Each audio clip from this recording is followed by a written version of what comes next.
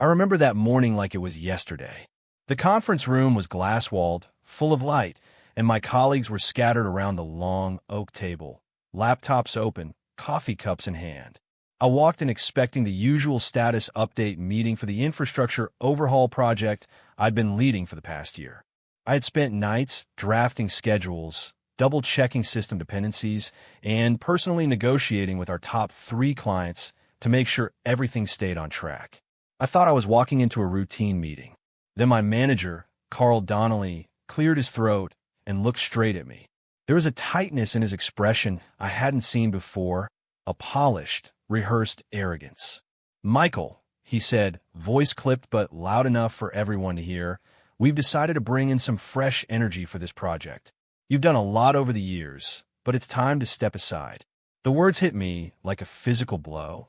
I froze for a second, stunned. "Step aside," I said. "I've been running this project from day one. I know every client requirement, every system dependency." Carl cut me off with a dismissive wave. "We need fresh energy, not experience slowing us down. Samantha Lynn will take over starting today." The room went silent. I glanced around and saw the subtle smirks, the uncomfortable shifting of colleagues who weren't sure where to look. I could feel the blood drain from my face. Samantha Lynn, a name I barely knew, smiled politely from the corner. She had just joined 6 months ago, straight out of an MBA program, shiny, confident, and untested. My heart pounded. I had been with this company for 22 years. My career, my reputation, my livelihood, all built on my reliability and expertise, was being quietly dismissed in front of everyone. I had a mortgage, 2 kids in college, and a wife counting on me to keep our life stable. All that experience, all that loyalty, and it was suddenly worthless. Carl continued, oblivious to my disbelief. "We think Samantha brings a new perspective, and we're confident she can accelerate the timelines. Michael, I expect a smooth handover." Smooth handover. The words echoed in my head. I had built this project from scratch. Every contingency plan, every system map, every client promise, it was all in my head. And now I was supposed to hand it off like it was nothing. I wanted to argue, to remind him of the late nights, the system failures I had prevented, the clients I had saved from walking away. But I didn't. I kept my voice steady, though my hand was shaking. I simply nodded. I walked out of that room with the weight of humiliation pressing on me. My reputation, my contributions, everything I had poured into this company, it was reduced to a polite dismissal.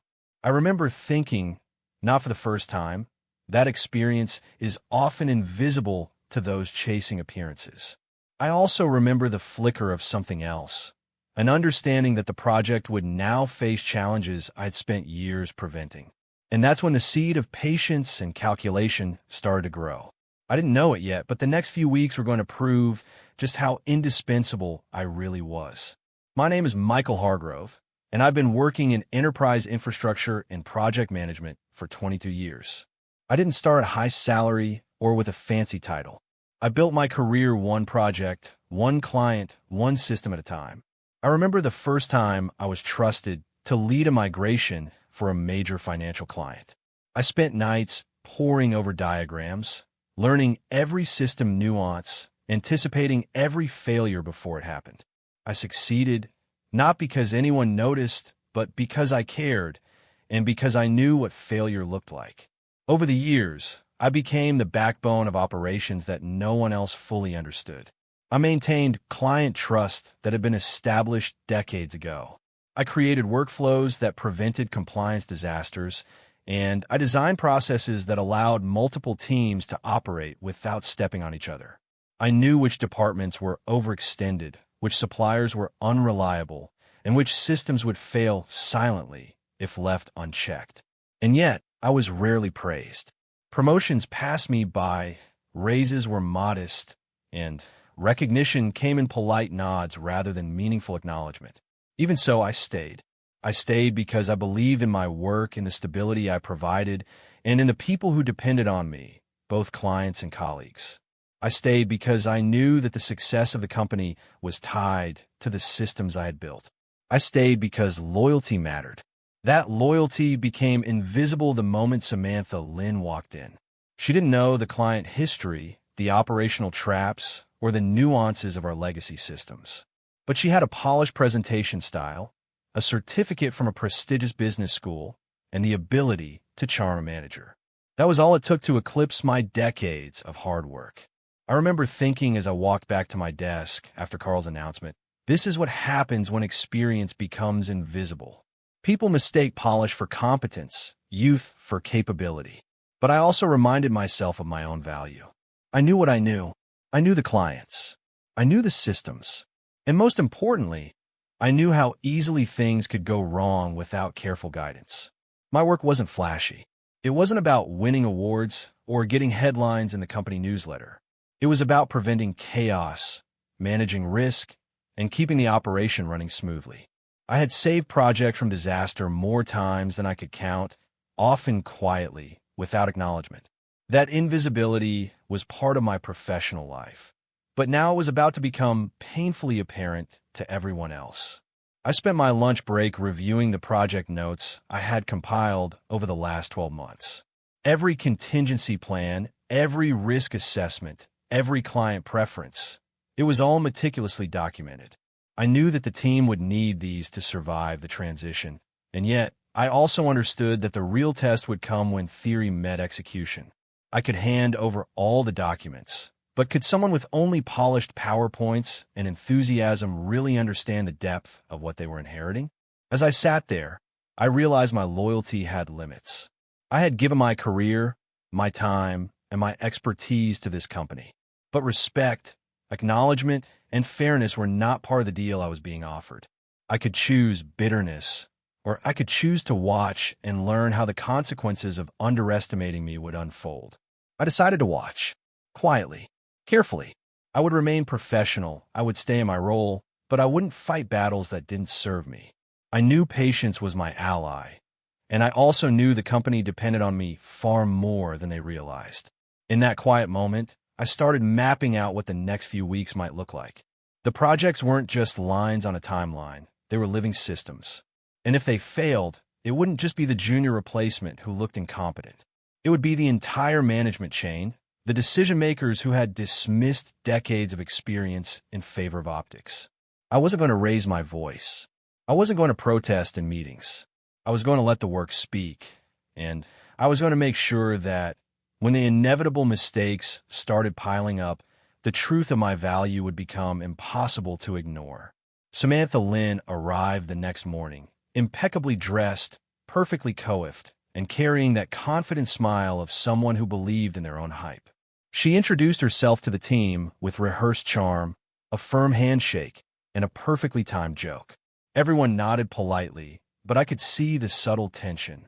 They had been watching me for years, relied on me for stability, and now they were being asked to pivot to someone untested. I stayed in the background, observing, offering help only when it was explicitly requested.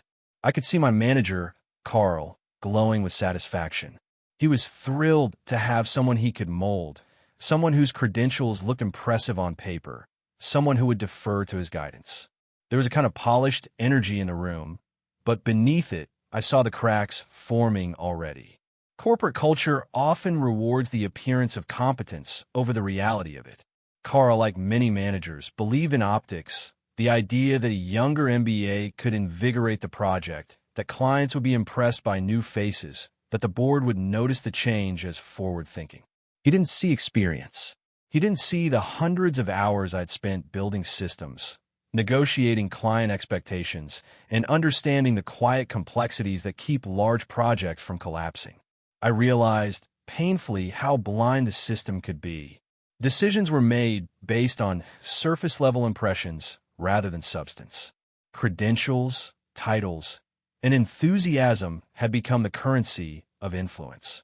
My work, my reliability, my operational knowledge, they were invisible because they didn't come with a flashy presentation or a business school degree. I watched Samantha start assigning tasks, sending emails, and presenting timelines. On paper, it looked fine. She had spreadsheets, Gantt charts, and a pristine schedule. But I could see the missing pieces immediately. She didn't know the hidden dependencies between our systems. She had never negotiated with our key suppliers. She didn't fully understand the client's expectations beyond what was written in the initial brief. Every step she took lacked the intuition built from years of experience. The unfairness gnawed at me, but I didn't react openly. Reacting would have played into the hands of those who had already dismissed me. Instead, I quietly monitored, making mental notes of every decision, every assumption, every overlooked detail. I could predict which parts of the project would strain under inexperience, where deadlines would slip, and which client interactions would need careful intervention. Emotionally, I felt simmering resentment. Not at Samantha. She was simply doing what she was told, but at the system that elevated her over decades of proven competence. I was left in a strange position, invisible, yet holding the knowledge that could make or break the project. The knowledge that, if mishandled, would expose every managerial misjudgment. In a sense, the unfair system had given me leverage without my having to do a single thing. They didn't see it yet, but I did, and that knowledge created a quiet, simmering sense of anticipation. I could feel the project teetering on a delicate edge, and I knew it wouldn't take much for the cracks to widen. I reminded myself to remain professional. I wouldn't undermine Samantha openly. I wouldn't gloat or protest. Instead, I would let the systems, the dependencies, and the clients speak for themselves. If they failed to recognize her inexperience, they would recognize my absence eventually. And when that moment came, the consequences would be undeniable. It was frustrating, yes, but there was also clarity. The rules of the system that undervalued experience were predictable. I understood them now. I knew exactly how to position myself, quietly observing, ready to intervene when the consequences inevitably started to unfold. I could see the project beginning to wobble under inexperience, and I knew the first signs of trouble would appear sooner than anyone expected. Within the first week, small problems began surfacing: missed deadlines, overlooked emails from critical clients, and miscommunications with vendors that had never been an issue before. Samantha, confident as she was, didn't pick up on these nuances. She relied on what was documented, and while my notes were thorough, they couldn't replace the instinct that comes from years of experience.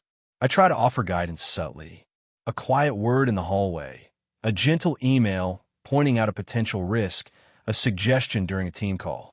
I kept my tone neutral, factual, and professional. I didn't want to appear resentful or undermine her publicly. But more often than not, my advice was ignored. Samantha smiled politely, nodded, and moved on, convinced that her spreadsheets and charts were sufficient. It was frustrating, but I kept my composure. I had learned that patience was critical. Reacting emotionally would only confirm the manager's decision, that I was past my prime, unable to adapt.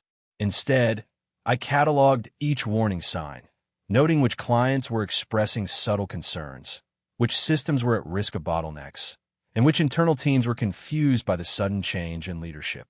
I also understood the invisible dependencies that were easy to overlook. There were regulatory requirements that needed exact documentation, compliance steps that required careful sequencing, and legacy processes that were integrated into multiple teams' workflows. One misstep could cascade into delays, client complaints, or operational errors. Samantha, with all her enthusiasm, didn't yet grasp these layers. By the middle of the second week, I started seeing patterns. Certain tasks were consistently late. Client questions were answered with generic responses that lacked the specificity I had always provided. Vendors were confused by sudden changes in contact points. These early warning signs were the first cracks, and I could feel the tension rising. I began thinking strategically. My presence still mattered. I was a safety net, even if my authority had been stripped. I could intervene when necessary without appearing controlling. I could nudge, clarify, and prevent catastrophic mistakes, all while letting the company see the junior executive struggling to manage complexity they hadn't yet learned to navigate. It was a delicate balance. I didn't want to step in too aggressively, but I also couldn't allow the project to fail entirely. My pride, my experience, and the client's trust were all on the line. Every day, I measured which risks needed my discreet attention and which could play out naturally, knowing that mismanagement would reveal the truth to those in charge. By the end of that second week, I knew that the project was heading toward a breaking point. The combination of inexperience, managerial favoritism, and overlooked dependencies had created a situation that would soon expose the limits of appearances over expertise. I just needed to wait for the right moment. And I did, silently, prepared to act when the consequences finally arrived. By the third week, the cracks that had been forming became impossible to ignore. A major client called, frustrated, asking why their requirements hadn't been met on time. Emails piled up from team leads seeking clarifications that should have been obvious. Minor operational glitches that I had anticipated now began snowballing into larger issues. Each misstep was a subtle reminder that experience cannot be replaced by titles alone. I watched from the sidelines, maintaining my calm, letting events unfold. The frustration I felt was a heavy, quiet weight. It wasn't anger in the dramatic sense. It was a controlled recognition of injustice.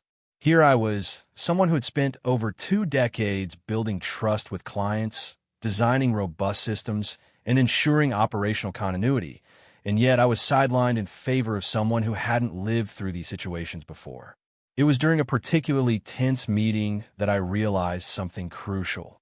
Samantha was explaining her timeline with confidence, but she stumbled when the client requirements conflicted with internal compliance processes. I spoke up, quietly, pointing out potential conflicts and offering simple solutions. The room went silent. Carl's brow furrowed. The clients, who had been polite but wary, exchanged glances. At that moment, I felt a shift within myself. I didn't need to protect people who had undervalued me. I didn't need to shield the inexperienced or cover for managerial misjudgment. I could step back, let the consequences emerge naturally, and watch the system reveal the truth on its own. I knew my patience, knowledge, and composure were now a hidden form of leverage. Over the next few days, small crises multiplied. Deadlines were missed despite clear timelines. Minor operational mistakes became client-facing errors. Vendor confusion led to delays in critical deliveries.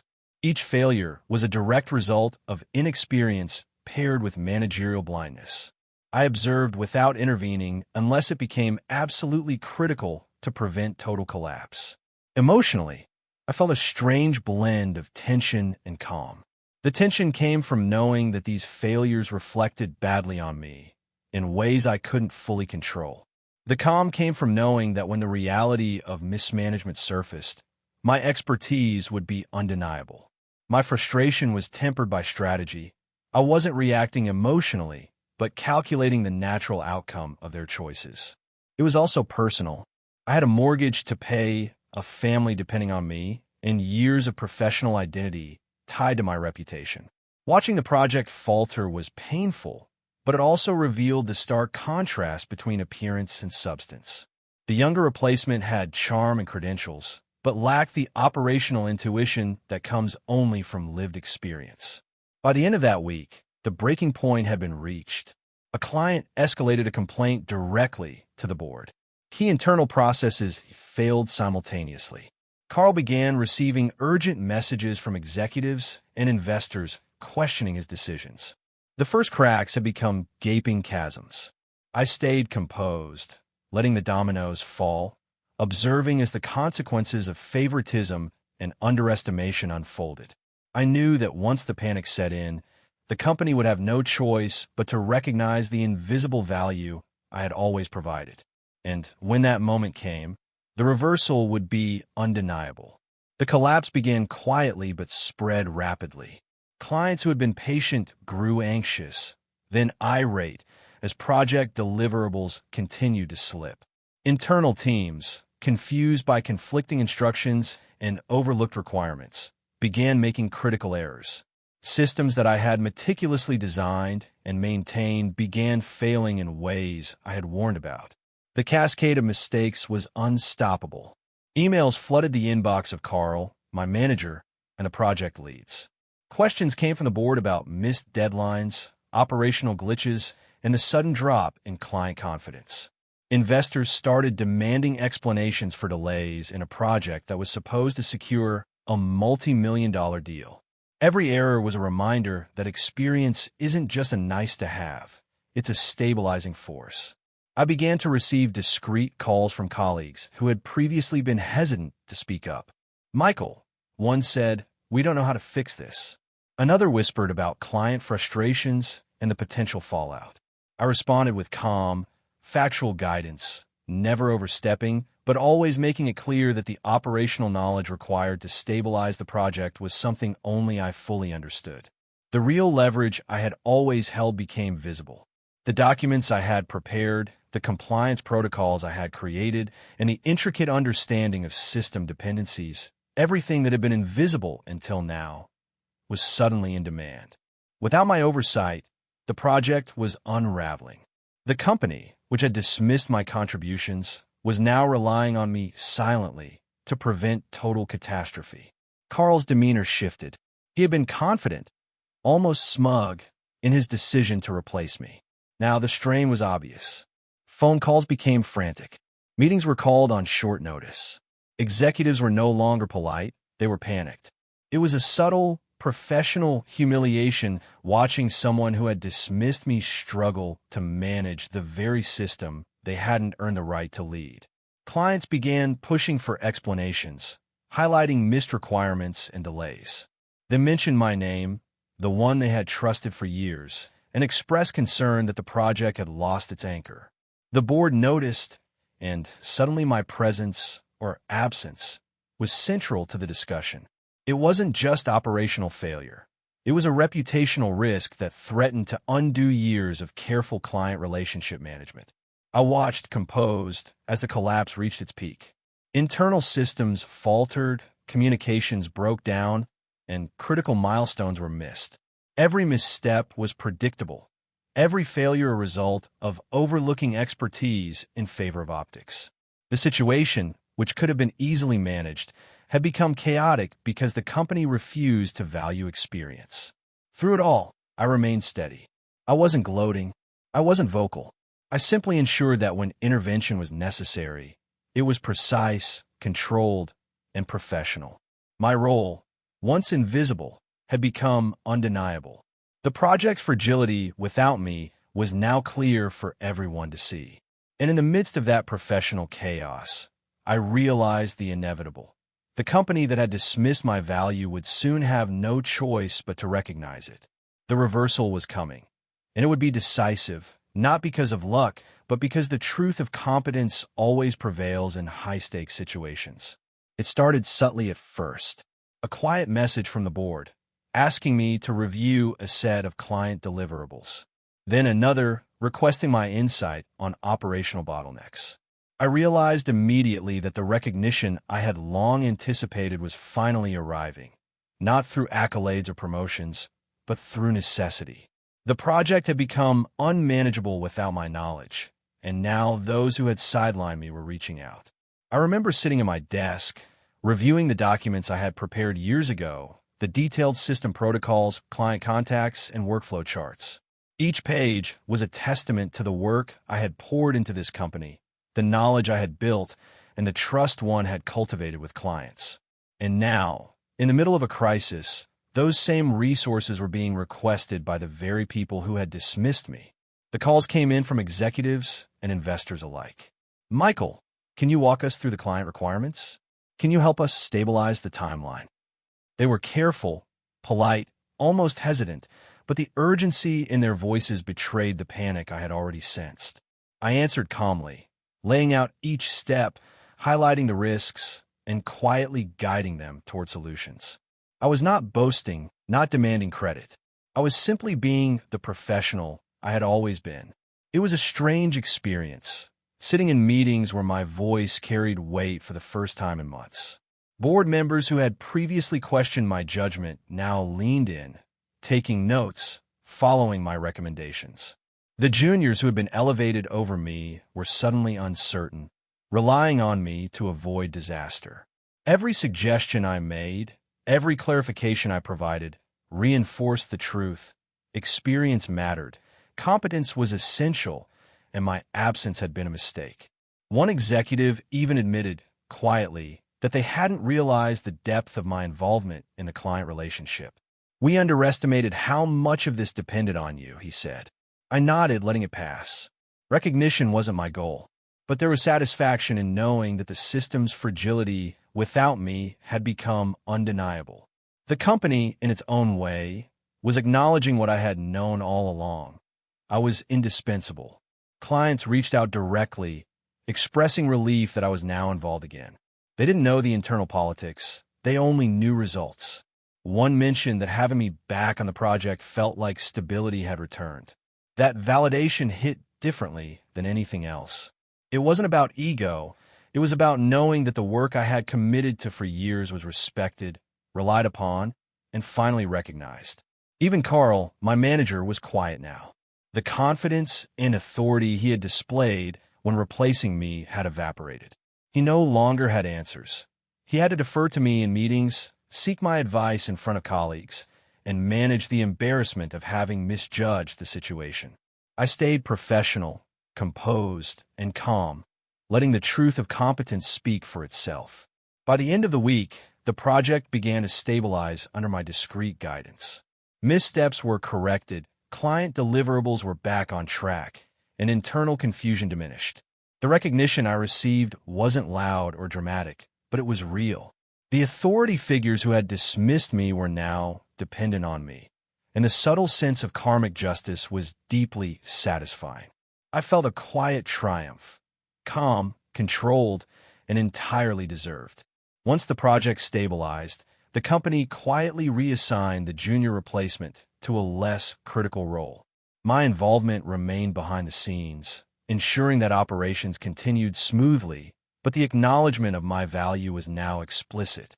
Emails and briefings mentioned my name as the key to stabilizing client relationships and operational integrity. For someone who had been invisible for months, the shift was profound. I sat back one evening, reviewing the project timeline, reflecting on how close it had come to collapsing entirely. I thought about the years I had devoted to building systems, the clients who trusted me, and the countless small decisions that had gone unnoticed until they weren't. It struck me how fragile organizational perception can be, how easily authority figures can overlook real competence in favor of optics or buzzwords. The experience taught me lessons that I carry to this day. First, value is often invisible until it is urgently needed. Years of experience, patience, and loyalty do not guarantee recognition, but they do guarantee results when it matters most. Second, composure under disrespect is a form of power. I did not retaliate impulsively. I let the system reveal the truth. That quiet patience became a leverage no one could anticipate. On a personal level, the ordeal reaffirmed my professional identity. My name is Michael Hargrove, and I have spent over 22 years mastering enterprise infrastructure and project management. My worth is not defined by managerial whims or temporary favor. Seeing the project succeed, knowing that my knowledge had prevented a client disaster, brought a sense of pride and validation that no promotion or raise could replace. The junior replacement, eager and polished, learned their lesson in the most practical way.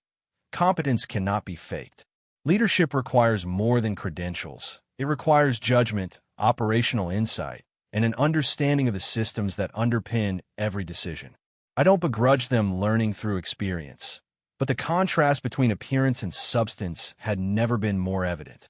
By the time the dust settled, the project had recovered, client relationships were stronger than before, and operational systems were reinforced with the lessons from the collapse. I had been recognized quietly, with subtle deference from executives, the board, and clients alike. The authority figures who had dismissed me now depended on my expertise, and the balance of professional respect had been restored.